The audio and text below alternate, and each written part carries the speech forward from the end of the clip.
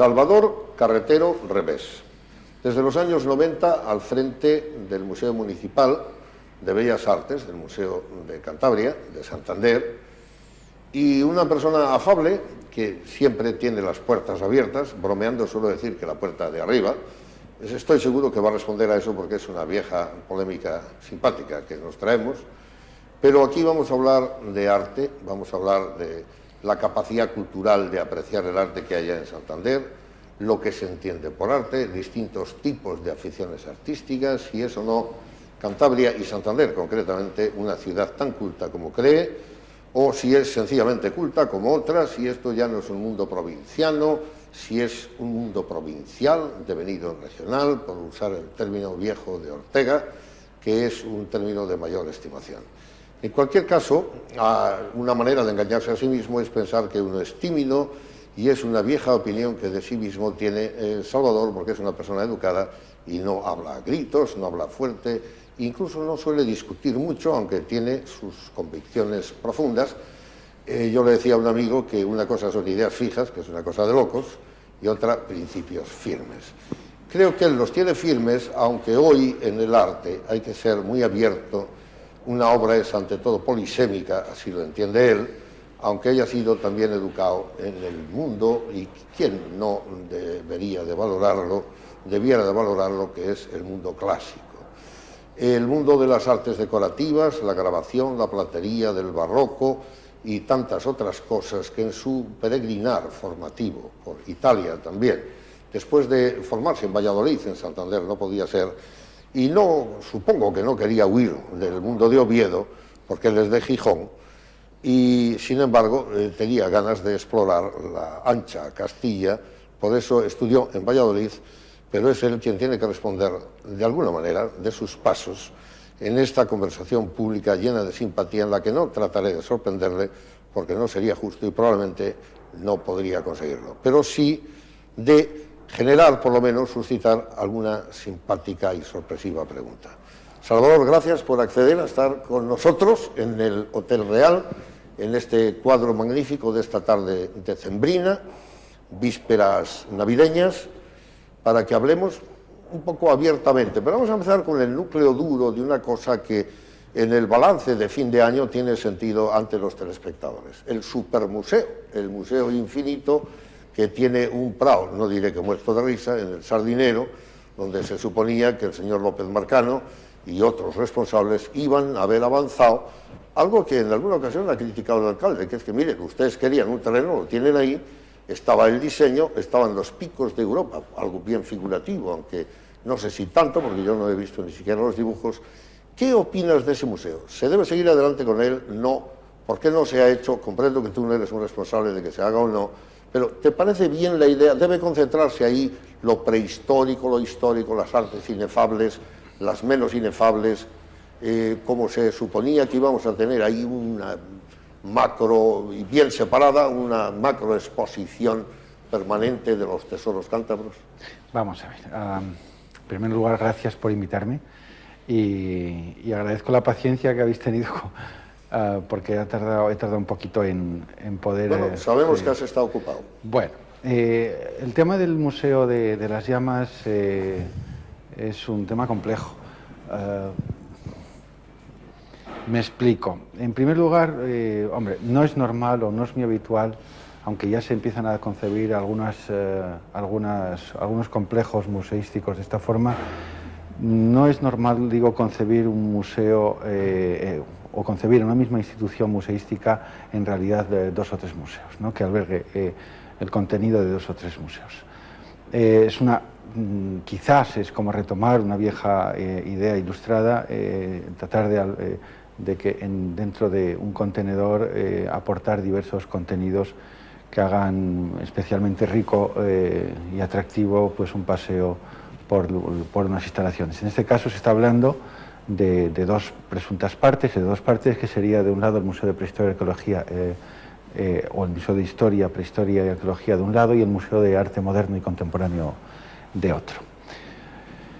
Digo que es discutible, porque es quizá retrotraernos un poquito a la idea ilustrada. En cualquier caso, hombre, uno le da vueltas o piensa detenidamente diversos porqueses, para tratar de darle sentido a ese futuro, presunto futuro museo, ¿no? Yo lo discuto desde ese punto de vista conceptual, pero a la vez lo defiendo.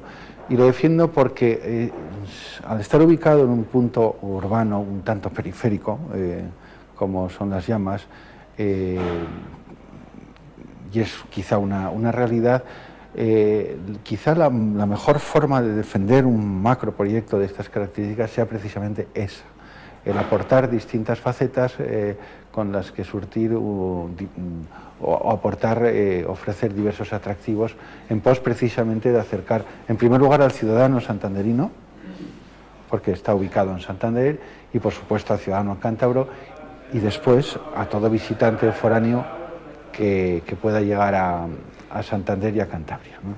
Esto es muy importante porque, y por este orden además, si no creo que se estaría construyendo algo ilógico, ¿no? Por eso digo que es discutible, es decir, bueno, pues pocas instituciones ahora mismo se construyen bajo estas connotaciones de contenido, pero a la vez sus características de ubicación y de otra índole social, incluso antropológicas, yo creo que permiten su cálida defensa. Creo que las dos opiniones son perfectamente respetables, ¿no? Todo es materia opinable, deduzco por la última parte que no estás en contra, pero tampoco lo defiendes con un fervor enorme, si te he interpretado bien. Me parece correcto. Has invocado el mundo de la ilustración, pero claro, ese mundo, bueno, es el XVIII, iluminismo, ilustración, siglo de las luces, la diosa razón, el momento de David, cuando se reproduce la vuelta a mirar el Renacimiento. ¿Tú eres un renacentista? Al final soy humanista, o yo no, desde luego, me gustan los humanistas, como puede ser Juan Navarro Valdeber, persona donde se aunan muchísimas cosas. Ese tipo de personas y de situaciones me producen un enorme atractivo. Me gustan muchas cosas diversas, no me puedo centrar en una sola o en unas cuantas, porque además yo creo que es poco enriquecedor al fin y al cabo. Sí retomo un poquito lo del museo. Claro que al final lo defiendo, sin duda alguna, porque cualquier nueva infraestructura en la ciudad, para la ciudad y de la ciudad, siempre la va a enriquecer formidablemente bien, ¿eh? Y esto es yo creo que es una idea madre que nunca se ha de perder de vista, ¿no? Bien, dicho esto, no es que me dé igual, pero sí prefiero esa mezcla de situaciones y de propuestas sin exclusividades, que yo creo que son poco enriquecedoras, o sea, que no te aportan absolutamente nada, ¿no? Sí decía lo de Grinberg. Afortunadamente Grinberg y su formalismo, esa pureza de intenciones formalistas y objetivas ha fallecido, se ha vencido esa modernidad, se ha vencido incluso esa posmodernidad, el postestructuralismo y la Escuela de Frankfurt y todas estas corrientes que han arribado a unos nuevos territorios, yo creo que especialmente ricos, con una crítica, por ejemplo, de arte ahora mismo formidable, es lo que realmente me interesa. Puedo estar más de acuerdo en unos que en otros, pero me interesa, creo que todo, sin centrarme en una única cosa. Yo no quisiera entrar en un diletantismo o algo. Tengo una pequeña discrepancia sobre que se haya fijado o que quede rebasado el posmodernismo. Según lo veamos, yo sé lo que quieres decir, tal vez que las vanguardias son ya clásicos en cierta manera, incluso sus sucesores. Sin embargo, la nota esencial del posmodernismo a distinguir de la posmodernidad, para mí, es que no se ancla, que no se fija, que sigue resbalando de manera derridiana y, por tanto, no tiene un límite precisamente por la ruptura de los significados. Pero ya digo que no es para debatir esto para lo que busco la vuelta, sino para buscar, en la medida de lo posible, definiciones tuyas y que no seas, que sé que no lo eres, evasivo, para que no concilies lo divino y lo humano en exceso. Entonces, y además a mí me gusta la idea de que seas algo posmoderno, En ese sentido tengo que salir de esto para que la audiencia sea más amplia y decirte, tú eres del Sporting más que nada, ¿no? Sí. No, soy del Sporting. Bueno, tú eres asturiano y tengo entendido que como a Camín te gusta. No, pero el cambio fútbol. de ritmo y de marcha que le has dado a la Porque voy a hacer contrastes. es considerable. No, no, más que contrastes, es una transversalidad brutal, cosa que me gusta, por cierto. Me gustan ese tipo de situaciones transversales y las provoco mucho, por cierto, ¿no? Soy del Sporting y del Racing y del Sporting. Llevo más de 20... Soy del Sporting porque he nacido en Gijón. He estudiado, me he criado en Gijón, tengo a mi familia en Gijón y soy muy sportinguista. Claro. Y el Sporting me hace sufrir, está en segunda, en ese pozo terrorífico que es la segunda A, y me hace sufrir mucho, ¿no? Porque soy muy futbolero, me gusta mucho el fútbol. Y soy del Racing, el Racing me hace sufrir enormemente. Llevo más de 20 años trabajando en Santander y para Santander. Quiero a esta ciudad, la quiero y me entrego a ella con mi trabajo y mi dedicación, y soy racinguista totalmente. Ahora mismo, en el supuesto de que Racing y Sporting se enfrentaran y me preguntaras, bueno, pues ¿quién desearías que ganara ese partido? Seguramente con un empate estaría más feliz y satisfecho que otra cosa, ¿no? Pero no, soy de los dos. Con lo cual volvemos otra vez a ese territorio no del tema único y fijo, ¿no? Más humanista, más abierto, que es lo que realmente prefiero. Y también buscando situaciones transversales, como te he dicho, ¿no? Verás como sí, porque además esto va a ser precisamente, unas veces algo sigue, empieza, sigue y acaba. Por tanto, busco la forma cronológica, secuencial y lógica de hablar de la narración. Pero otras me gustan los contrastes y creo que contigo eso puede dar más juego. Hablemos de la transversalidad. Está de moda, hace ya tiempo, poner un cuadro, como recientemente en el Museo del Prado, poner a Picasso y tener enfrente a Velázquez. Y enfatizar cómo la pintura no descansaba para nada en el referente de la naturaleza. Ni siquiera la puerta que hizo en Horta en la etapa catalana, nada. Todo eran cuadros sobre cuadros, que si no se tiene enfrente el otro cuadro no lo advierte el espectador. Yo creo que tú eres pionero, y justo es decirlo, aunque no seas el inventor, seríamos ambos necios si queremos hacernos inventores de algo tan antiguo, pero sí bastante anticipador de lo que después se ha hecho en muchos sitios en España, y hay que reconocértelo. Lo que llamas diálogos, a veces atrevidos, lo que ha terminado después en esa exaltación magnífica para hacer dinámico el museo, de las alucinaciones que haces con nuestro común buen amigo, el poeta Juan Antonio González Fuentes.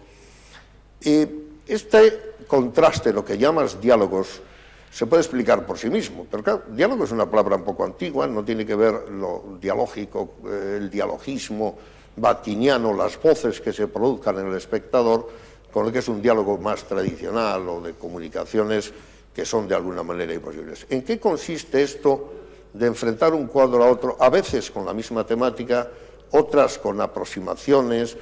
Allí he visto, por ejemplo, pues no sé, Manet, el fusilamiento de Carlota, que está en el Teatro de Usigli, junto a Goya, como contraste, y otros, sobre todo estos que te digo, velazqueños del gran Picasso, el talento reproductor del de los demás. ¿En qué consisten estos diálogos? Vamos, ahora lo explico y fundamentado en muchas y muy variadas razones. Tú lo has dicho, no es nada nuevo, es decir, esto es más antiguo que la narda, ¿no? Y es una realidad que está ahí. Las colecciones de antaño y de ahora se funden en este tipo de mistificaciones de siempre, y además que son realmente hermosas. Y me voy a tratar de explicar. Antes abro un pequeño paréntesis que yo creo que sirve de ejemplo o ilustra este concepto. Diálogos, encuentros, tertulias. Yo siempre, cuando tengo que explicar pues esta presentación de la colección del museo, lo hago diciendo, bueno, pues si nosotros ahora mismo vamos a la Catedral de Burgos, allí nos encontraremos con obras de arte, arquitectónicas, escultóricas, etcétera, de muy diversas épocas, gustos, estilos, conceptos, con siglos de diferencia, y a nadie extraña. Parece que han estado siempre allí o han sido concebidas desde el primer día, todas de forma simultánea, ¿no? Y no es así. Y sin embargo a nadie extraña, ¿no? Yo creo que cuando un artista está trabajando en su estudio una obra del tipo que fuere, pintura, escultura, una intervención, un tema, una idea, o en el proceso de la misma, una performance, una intervención, lo que sea, jamás está pensando si esa obra o pieza va a convivir o con quién va a convivir y dónde y cómo, jamás. Salvo, ellos no saben dónde. No lo saben, salvo los encargos, pero que no son especialmente abundantes. Claro, esto nos permite a nosotros, a los que trabajamos con artistas y sus obras, nos permite poder trabajar y desarrollar otro tipo de lecturas o ofertar otras lecturas, otras interpretaciones e incluso dejar abiertas esas interpretaciones para que otros sigan sobreinterpretando o subinterpretando, da igual, ¿no? Ese es lo que realmente me interesa. Por eso, cuando tú me dices esto que presentamos, que ya lo veníamos trabajando en el año 2002, lo presentamos en el 2003, que fue la colección titulada Sin límites entre interrogaciones, extrañó al principio, y hay detractores, y por supuesto que los respeto, pues extrañó ver al Fernando VII de Goya cara a cara con el retrato de Juan Navarro Valdevez, acompañados en la sala de un retrato fotográfico de Pierre Gonor, o de Cristina Lucas, o de Pedro Mora, o de la coreana Seo, o de una obra del siglo XVII de un seguidor de Vicente Carducho, o de Daniel Alegre, de una pieza de Daniel Alegre, o de otra cabeza de Jesús Avecilla. Esto fue para algunos casi chocante, para otros incluso un insulto, para muchos una sorpresa. En definitiva, era una nueva forma de ofertar una lectura, una nueva interpretación, ver ese diálogo de miradas distintas, de épocas diferentes, de conceptos diversos, que nunca jamás se habían podido encontrar y que jamás habían pensado sus creadores que se iban a poder encontrar en un mismo espacio-tiempo, ¿no? Cuando esto se lo conté, por ejemplo, a Juan Navarro Valdevez, que su magnífica obra que habíamos comprado años atrás, que estaba cara a cara con la mirada de Fernando VII, él se extrañó positivamente y se alegró.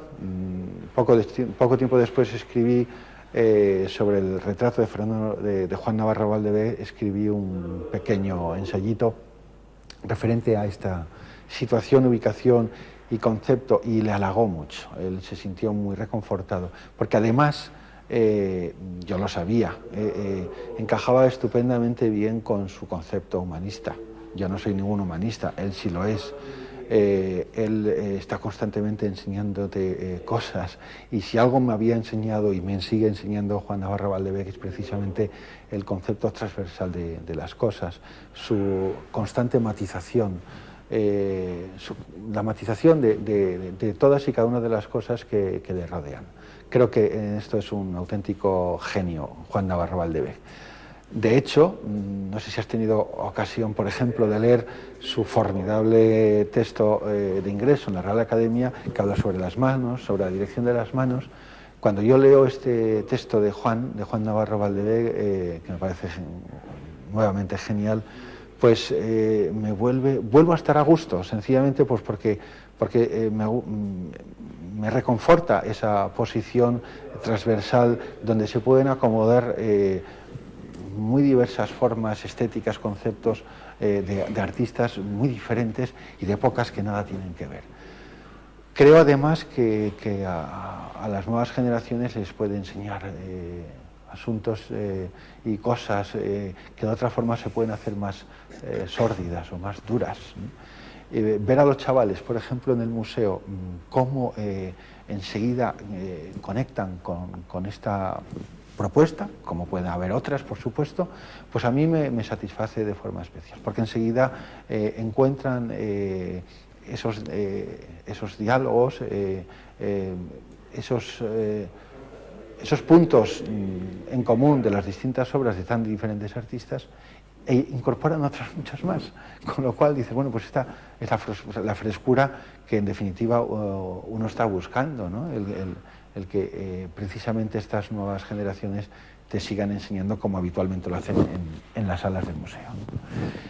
no solamente es el retrato, es la naturaleza muerta, es la mujer o las consecuencias de la muerte. La mujer es la paz y la guerra. Hay una sala dedicada a la paz y la guerra donde conviven obras de Francisco Pacheco, el maestro de Velázquez, junto con 3 fotografías de Gabriele Basilico, el italiano, cuya exposición inauguramos ahora en el mercado y en el museo, junto con piezas de Tacitadín, de Antonio Quirós, de un Antonio Quirós de los años 30, etcétera, etcétera, ¿no?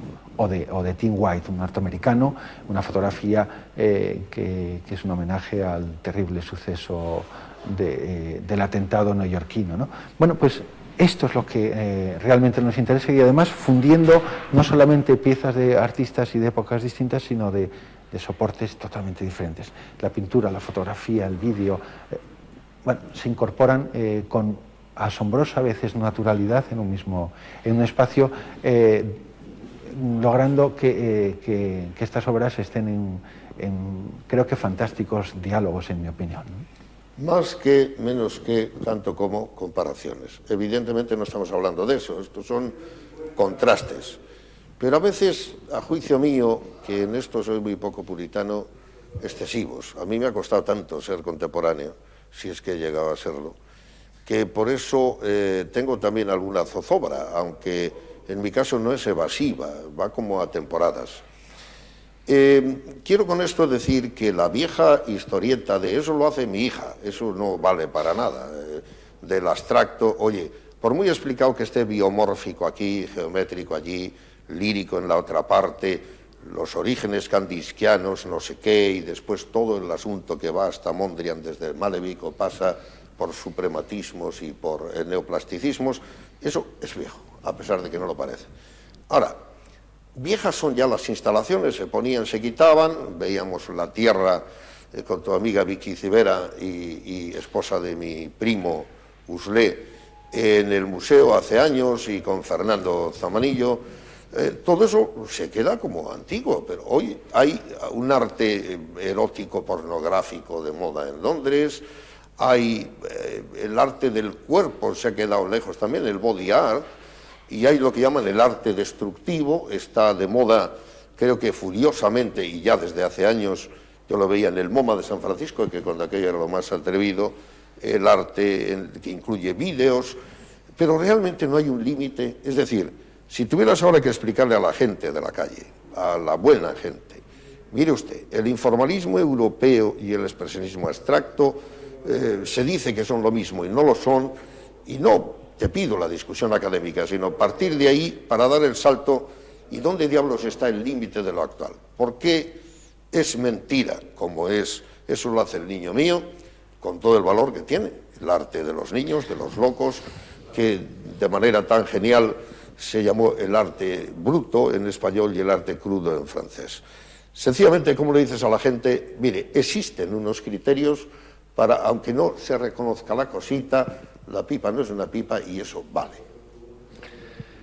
Yo sé que hay mucha pregunta, pero sí, no, es una... el papel mío es más fácil. No, vamos a ver, hay un dato claro, y es, sí, es la eterna discusión de siempre. Los profesionales del arte sabemos dónde está y dónde no está la calidad y el arte, etcétera. Lo que pasa es que esto pues es realmente complejo. Por ejemplo, 1962-63, un loco como Andy Warhol pues coge las famosas cajas brillo y las saca del supermercado y las mete en un museo, y de pronto se convierte en lo que antes era estantería de un súper, lo convierte en arte, ¿no? ¿Dónde está el arte? ¿Y dónde están los límites?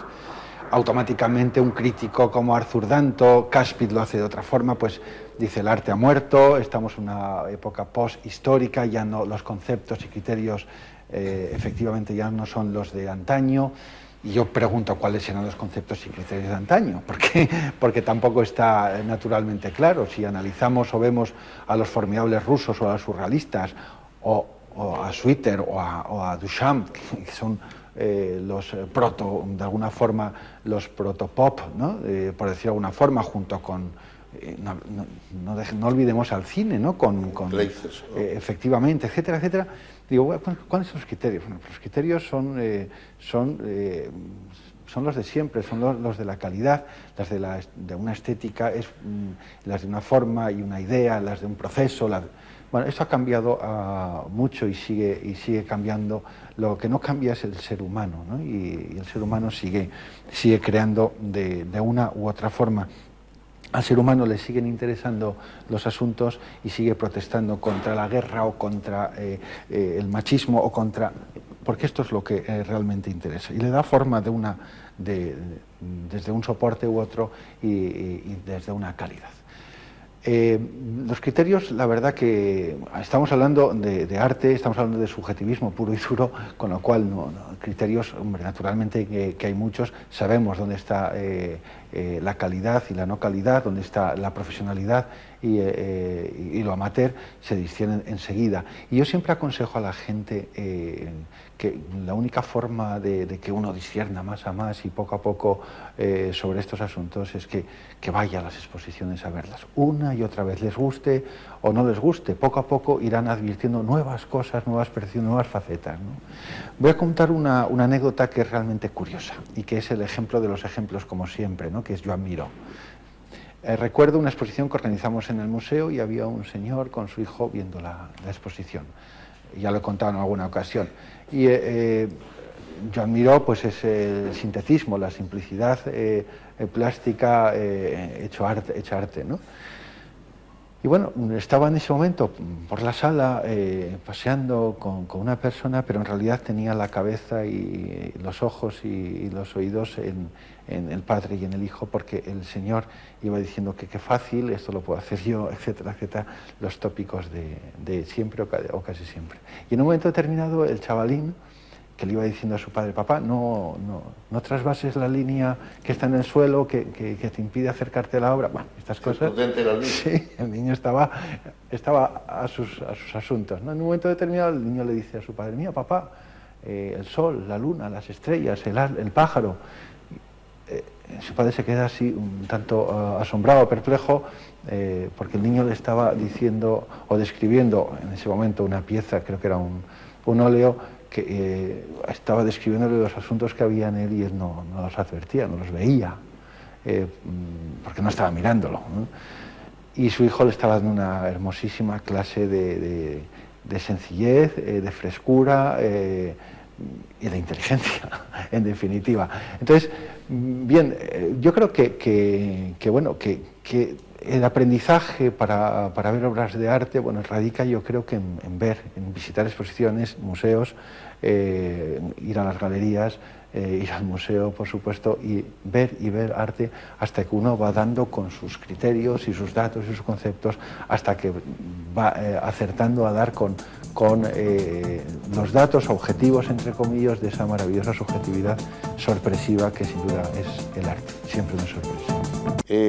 Bien, pero bueno, la otra vieja distinción que hay que invocar, aunque parezca topicazo.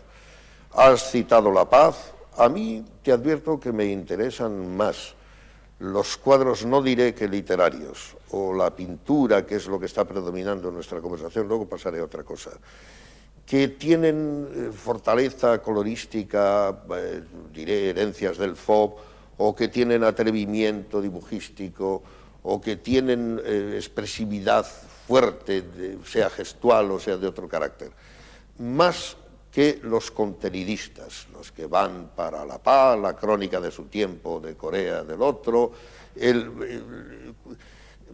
¿Qué crees tú que debe predominar, aunque sé que vas a decir que ambas cosas valen, pero qué predomina en tu percepción? Cuando hay un sustrato, un apoyo sociológico, un referente, no diré que en el cuadro, sino al servicio de qué mensaje tiene, o aquellos que son arte por el arte, es decir, ¿por qué no? No, hombre, sí, claro, me interesan los dos, sí, me interesan más los comprometidos, no tengo ninguna duda. Los que tienen más una referencia temática detrás. Sí, y más comprometidos pero a veces son comprometidos porque lo dice el artista o por su adscripción ideológica, es decir, el cuadro a la República Española del famoso Motherwell y tal, pues mire, ¿y por qué es la República Española eso, que está en Manhattan y que allí no se ve república ninguna, ni siquiera el mapa de España? Jesús, no te olvides una cosa, o sea que Mira, yo este tipo de situaciones también las trato de explicar un poquito con las Meninas de Velázquez, ¿eh? Es un cuadro eterno y es una obra maestra que rompe moldes, tiempos, espacios, y que a todo el mundo gusta. Claro, si le preguntas a la gente qué significan las Meninas, yo estoy convencido que el 99% no lo saben y ni tienen por qué, ¿eh?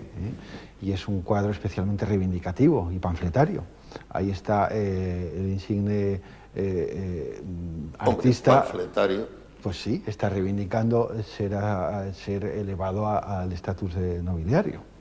El rey no se lo concede, y de ahí que ya en un momento post-mortem le pintan la famosa Cruz de Santiago en el pecho, cosa que antes él no lo había podido hacer.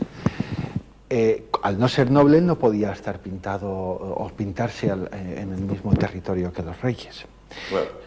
Estamos hablando de una reivindicación social muy poderosa y muy potente de un genio como era Velázquez. No sé si... obviamente... Bien, no, es uno de los aspectos, quiero decir, bien, uno de los aspectos de las Meninas realmente interesantes, sobre el que se ha escrito mucho y bien, y que a mí me interesa especialmente. O sea, me interesa esa obra en sí misma considerada, en su tiempo, en su espacio, en su ubicación, bla, bla, bla.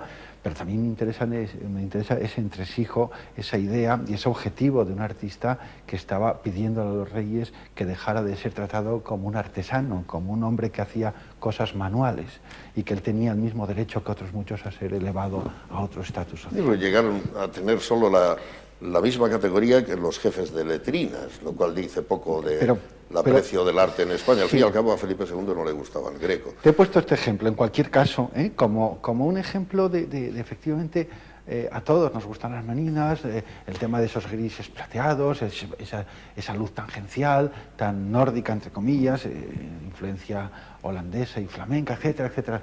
Todo eso lo apreciamos en una obra genial y magistral, universal, que rompe moldes. Sin embargo, tienes otro sustrato reivindicativo clarísimo y formidable, y que poca gente sabe. No, a mí me interesa ese artista, por ejemplo, un José María Ijarro en España, del que hemos hecho una exposición en el museo, creo que fantástica. Un artista que él es filósofo y que entiende la vida de una forma, está trabajando en Alemania y de pronto descubre que el arte no es un lenguaje, y por qué tiene que ser un lenguaje, por qué tiene que tener género y no género.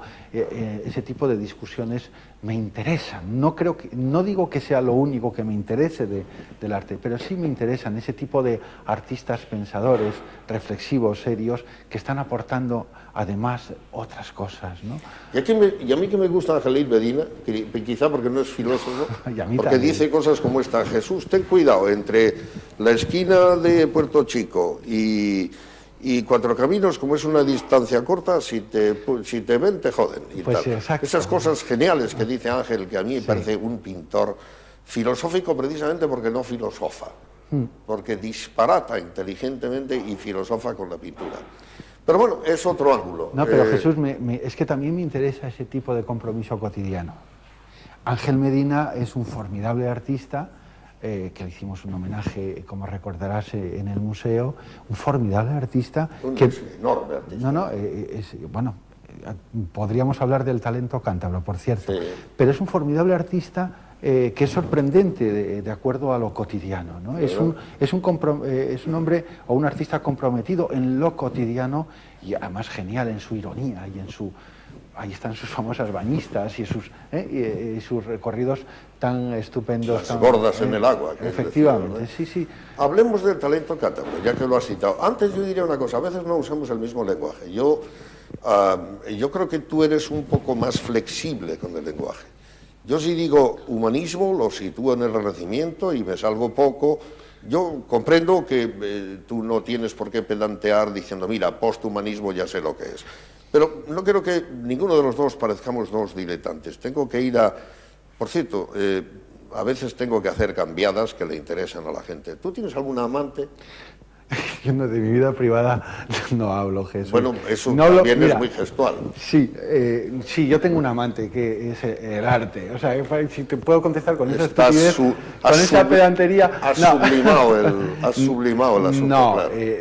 de mi vida privada, de religión, de política, y además seguro que lo comprenderás, y creo que es algo que ha dicho incluso hasta Alejandro Sanz, pero me da igual, ¿no? Sí. Pero yo creo que ni he hablado en estos años ni procuro hablar, porque yo creo que no... Ahora has sonado no a puritano británico. No, pero bueno, este es otro problema. No, para nada. Lo que pasa es que no ha lugar. No has sonado a gijonés atrevido.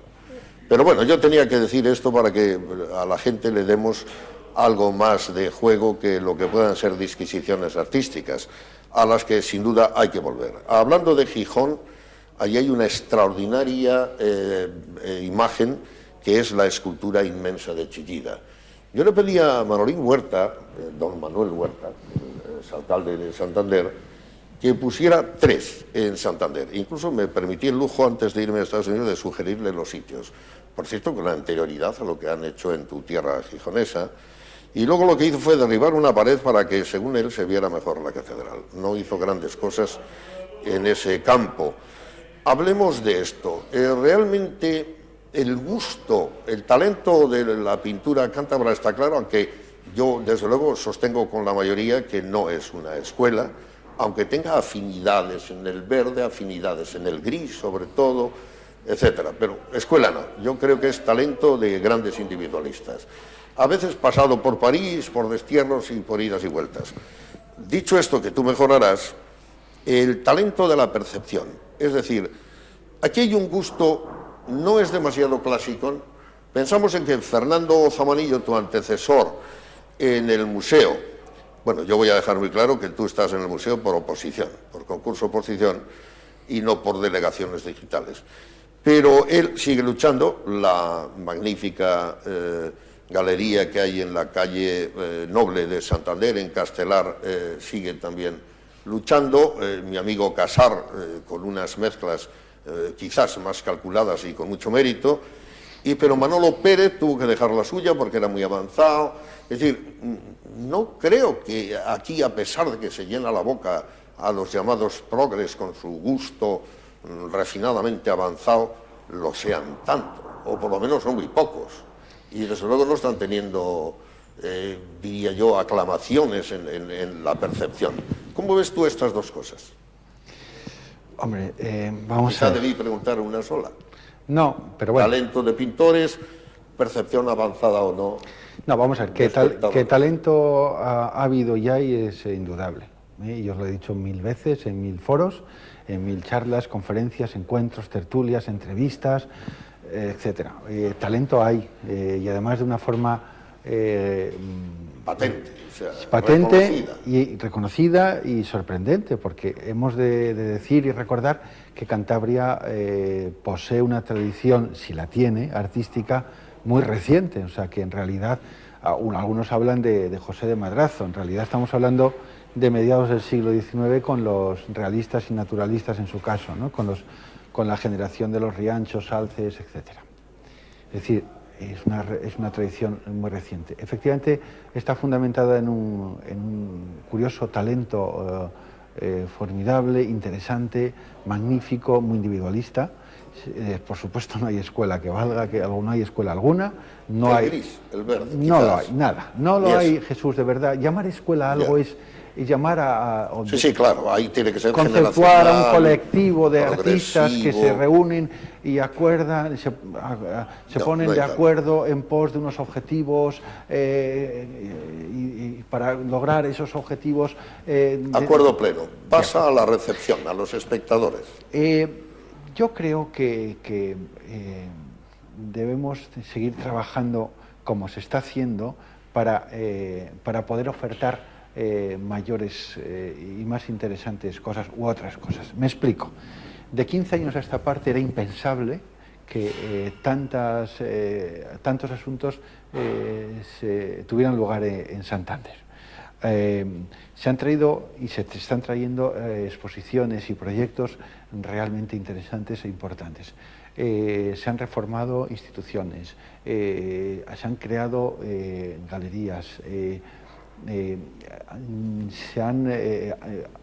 han evolucionado una serie de eventos que era importante. Otras han cerrado, muchos artistas se han desterrado, otros no quieren regresar. Pero se ha evolucionado, y cuando yo digo lo importante o lo inteligente es evolucionar, no cambiar, porque cambiar yo creo que salvo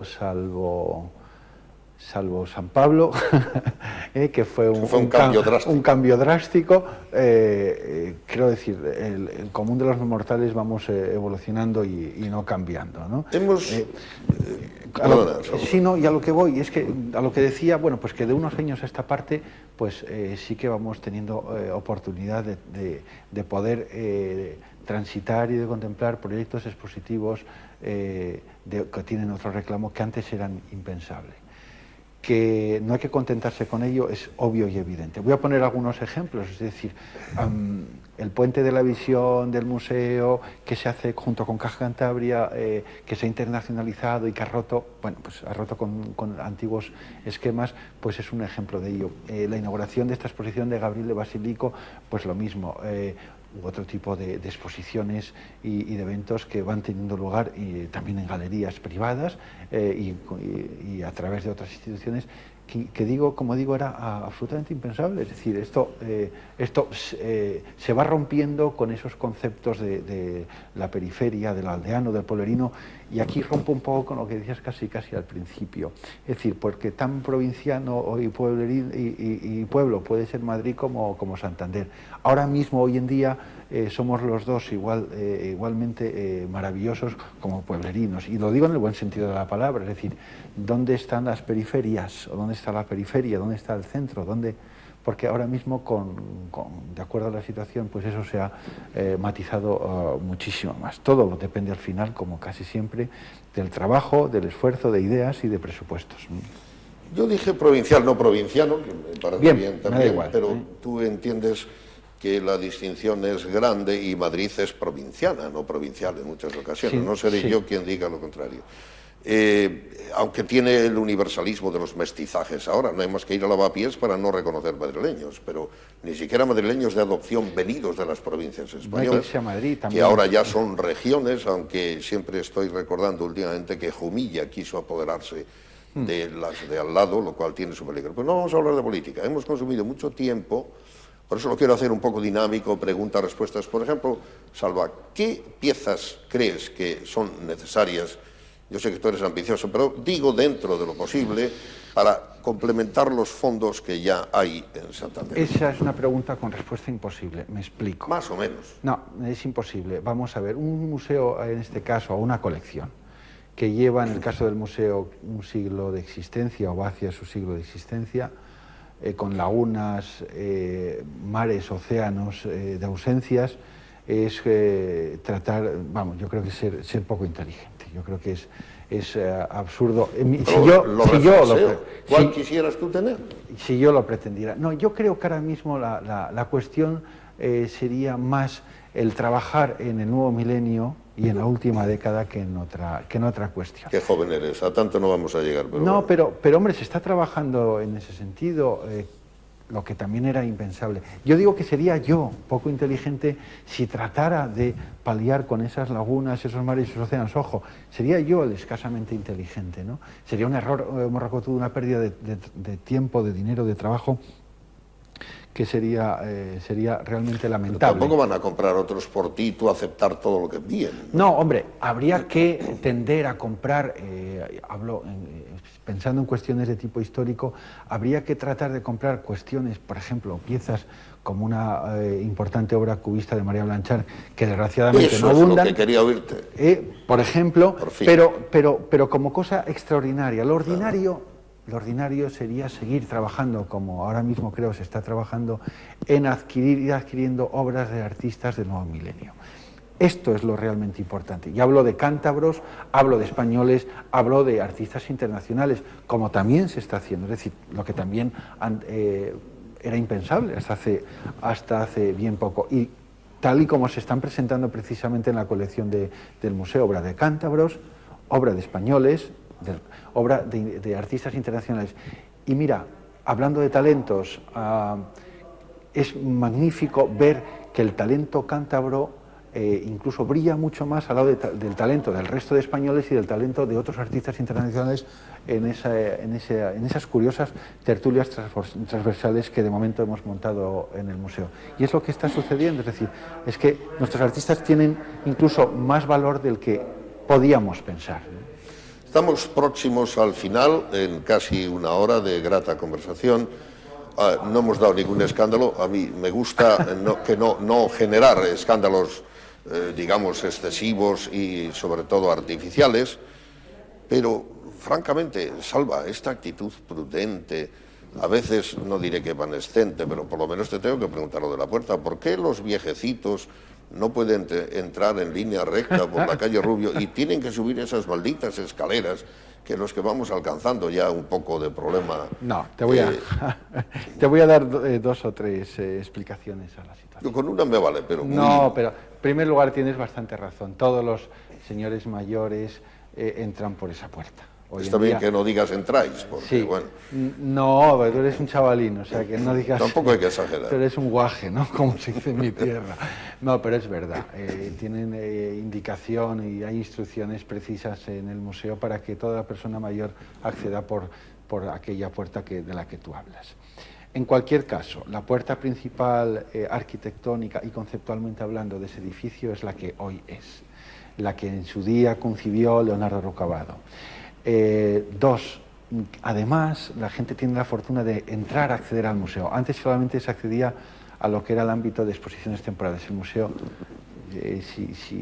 a poco que lo pienses, no existía. Entrabas en las exposiciones, salías de las exposiciones porque lo demás como si no interesara o como si no existiera, ¿no? Aunque se ha rehabilitado todo. Y tres, hay que favorecer el que esa gente pueda, mayor o con ciertas discapacidades, pueda acceder con más comodidad al museo, que es lo que precisamente se está trabajando ahora, o llevamos trabajando para que así sea. Es un edificio antiguo, vetusto, y que hemos sufrido un poquito para rehabilitar y acondicionar en unas condiciones museológicas y museográficas normales. No ha sido fácil, pero poco a poco se va consiguiendo en todos los sentidos, no solamente en sus instalaciones, sino también lo que es el equipo de trabajo, que no me gustaría olvidarme de él, que hay un formidable equipo de personas que trabajan en el museo y que va creciendo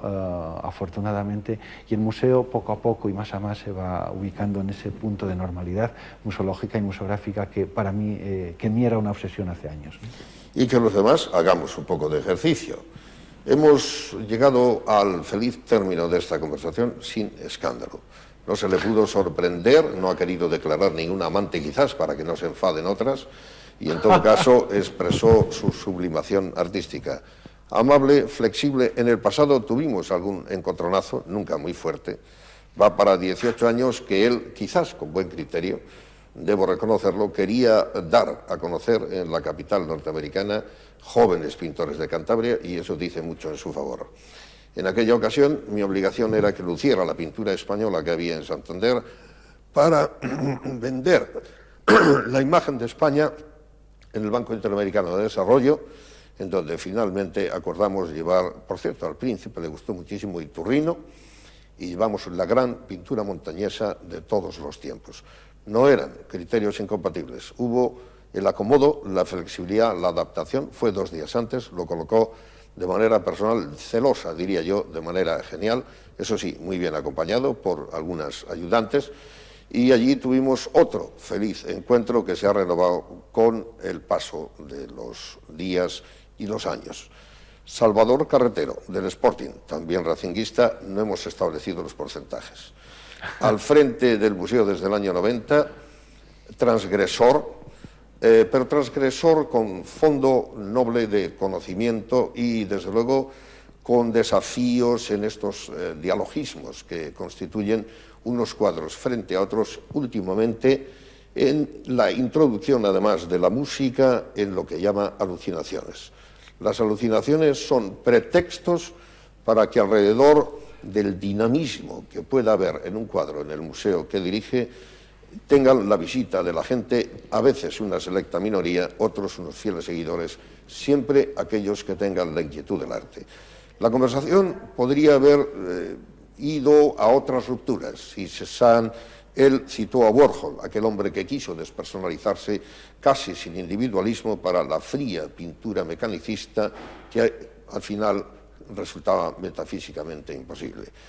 Más atrás podíamos habernos detenido en ese monstruo de la pintura que fue Cézanne, o bien Duchamp, al cual mencionó, o cualquiera otro, porque no, el Greco mismo, en el manierismo entre el Renacimiento o los rococós, donde aquellas mujeres del Ancien Régime miraban con anteojos. En todo caso, con la simpatía, con el conocimiento, con un poco de sentido de plastas al discutir sobre arte, hemos merodeado otros aspectos y agradecemos siempre estas conversaciones que algo llevan a la calle, que llevan del museo a la calle y que llevan la calle al museo. Gracias, Salvador. Gracias a ti.